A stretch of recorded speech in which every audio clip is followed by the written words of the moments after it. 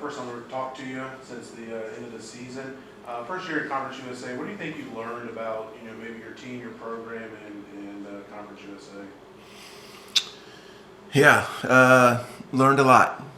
Obviously, having been in the ASUN the 5 previous seasons, and we had a familiarity with competing for a championship on each of those, or in each of those seasons, and that didn't happen in our first year in Conference USA. So I think we learned some of the length and the size, athleticism that we'll have to compete against. Again, in year 2, I feel confident in our group. I think we have confidence. I think our foundation is intact. I actually think our guys really competed and gave their best. But going forward, we know that it'll probably be represented in a number of things. Number one, our commitment to continue to work to be the best version of ourselves that we can be. Number 2, our connectivity. Like I just think it's been the essence of our program. Like our guys have had a selflessness about them that was authentic.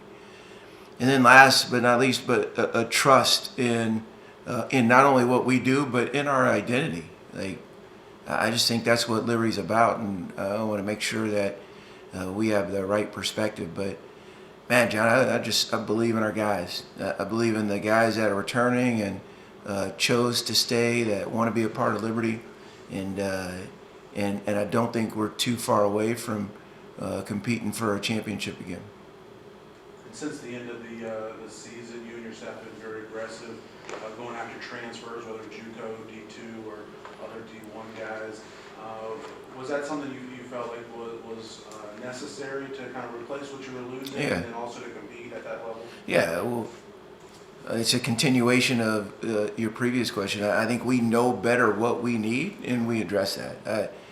Again, like in college basketball, because the dynamic has changed a bit with the NIL transfer portal, I just think it's incumbent upon us to make sure that we fill a roster that can be competitive, number one, but also be the right representatives of our university. So we mixed and matched, if you will. We have a junior college All-American come in, the first junior college guy I've recruited in 17 or 18 years.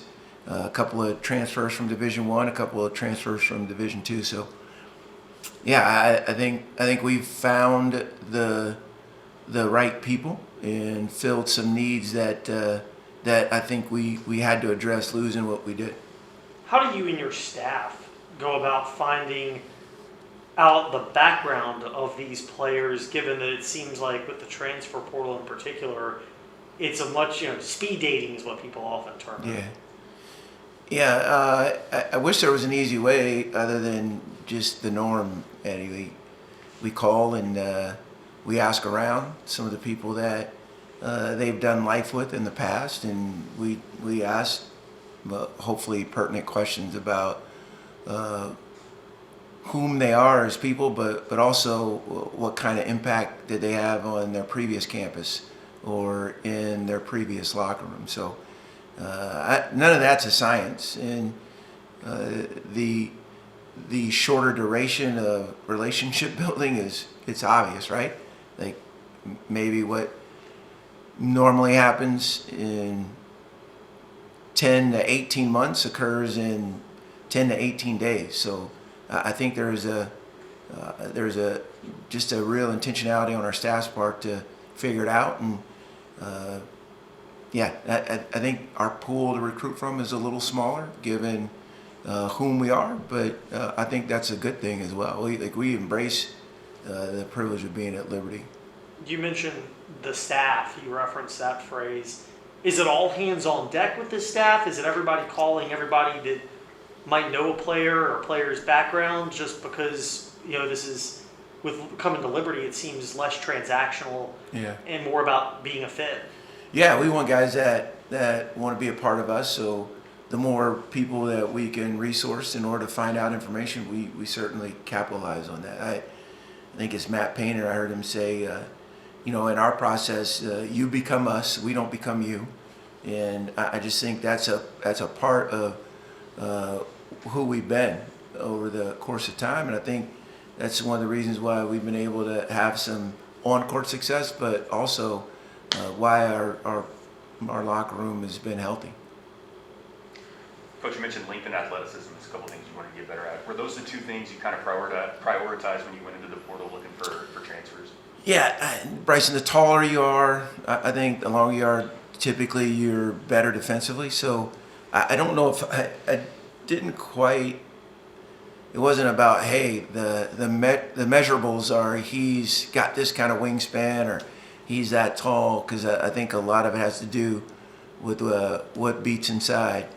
But we obviously wanted to size up a little bit because we were the smallest team in Division I. That wasn't intentional. I didn't know we were going to redshirt Caillou or Xander, who we signed out of the portal last year.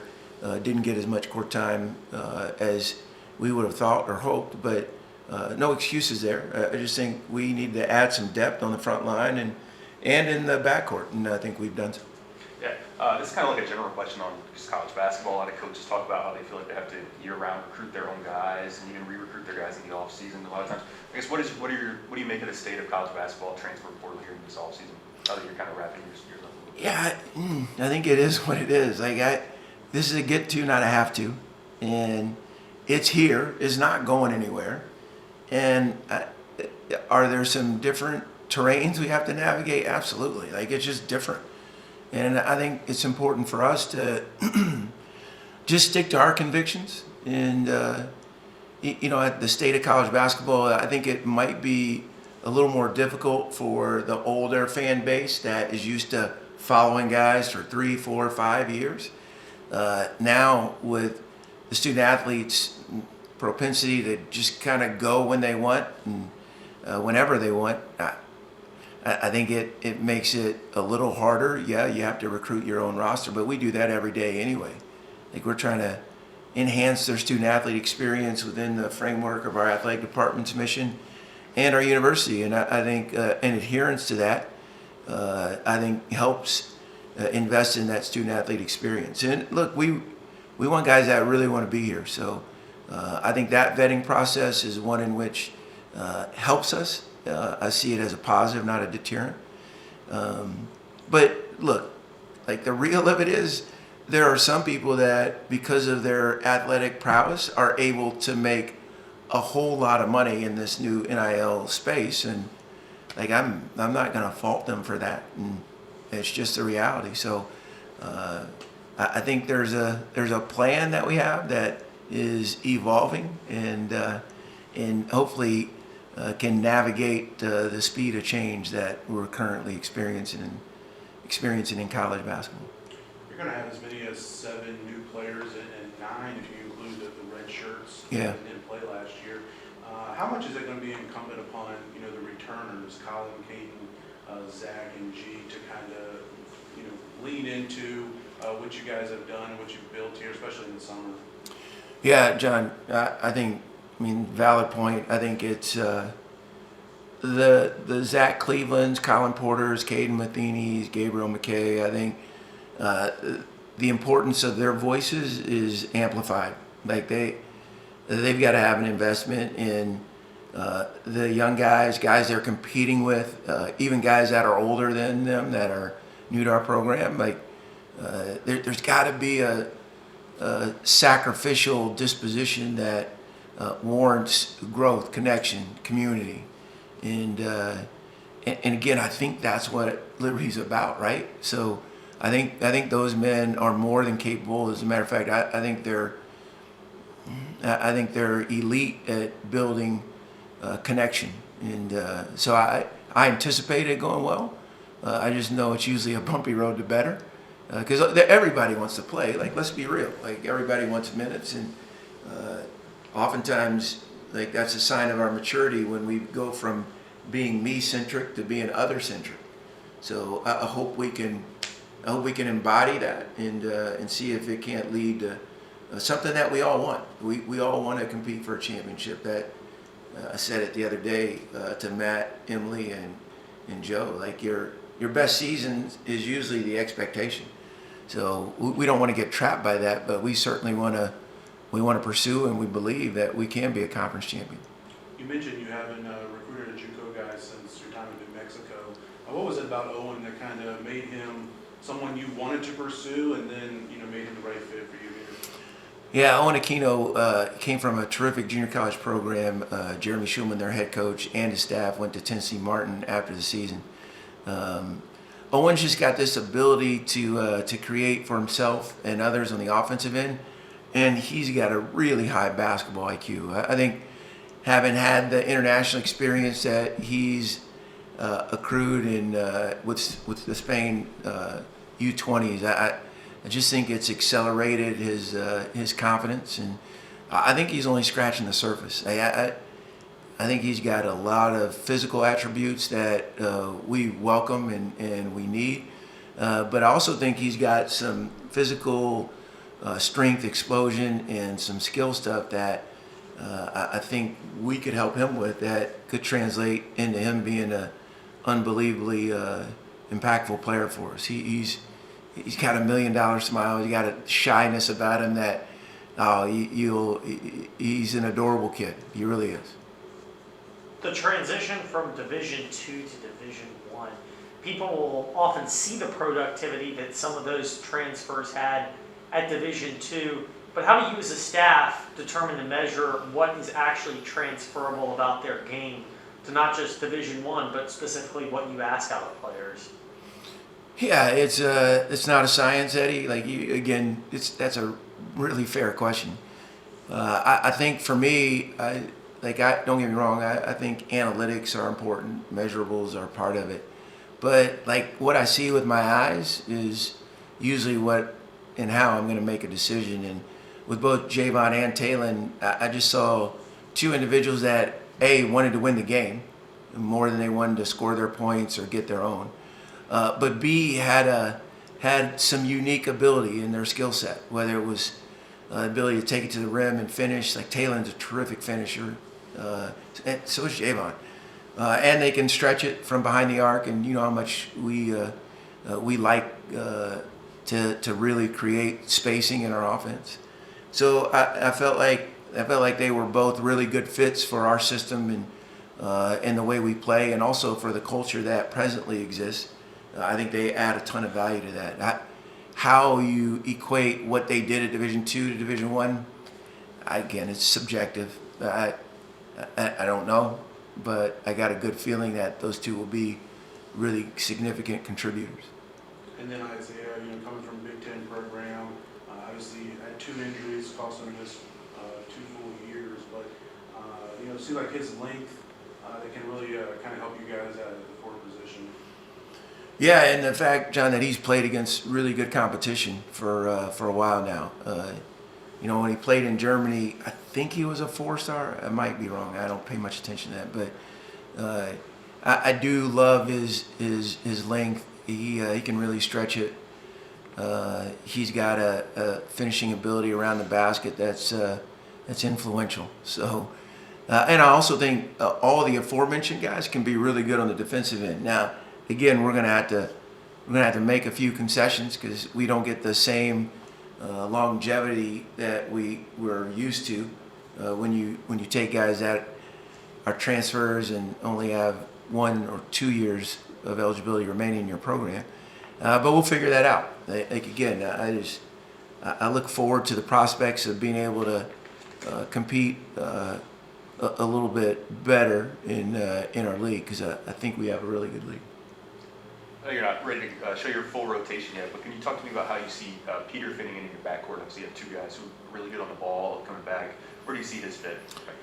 Hard to say, Bryson.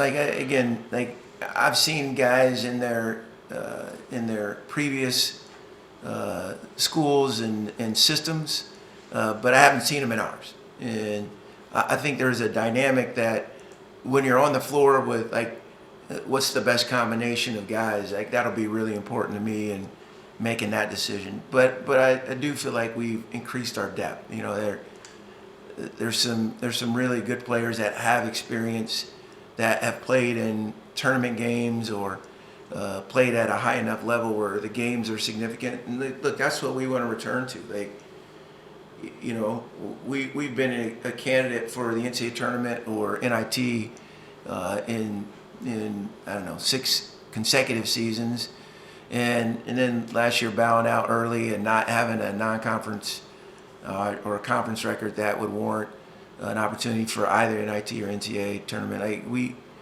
We aspire to get back into that equation, and I think we have the talent to do it. Just hope we can mesh quickly enough to make sure we maximize that. You mentioned him earlier, but Kai, you obviously redshirted this past year, and you can't coach 7 foot, right? So how do you think he's used this last year, kind of adjust to Liberty, to college, to America? And you know, how do you see him, you know, continue to help you guys this next year? Yeah, Kai's transition has probably been the hardest just because of the language barrier, and so I think the redshirt year is will really benefit him. Whether it's next year, the year after, or the year after, I don't know. But I like his progress. He's another kid that he's hard not to love. Like that dude, he's well liked by his teammates. He's got a humility and a work ethic that you just know eventually it's gonna happen for him. It's just the speed of the game, and it's one thing when you're doing workouts, and it's another thing when you're actually in the competition and you have assignments, or you have to verbalize different coverages defensively, or you've got to make a read if you catch it at a certain place on the court offensively. That makes it challenging for him. However, he is 7 feet tall, and he's become a little bit more of a defensive presence and an offensive rebounder in practice with a little bit more consistency. So I have high hopes for him. So we have a Chinese national, we have a kid from Germany and a kid from Spain. Now we've got a little international flavor. We might liken ourselves to St. Mary's or something like that here, if we can get an Aussie. But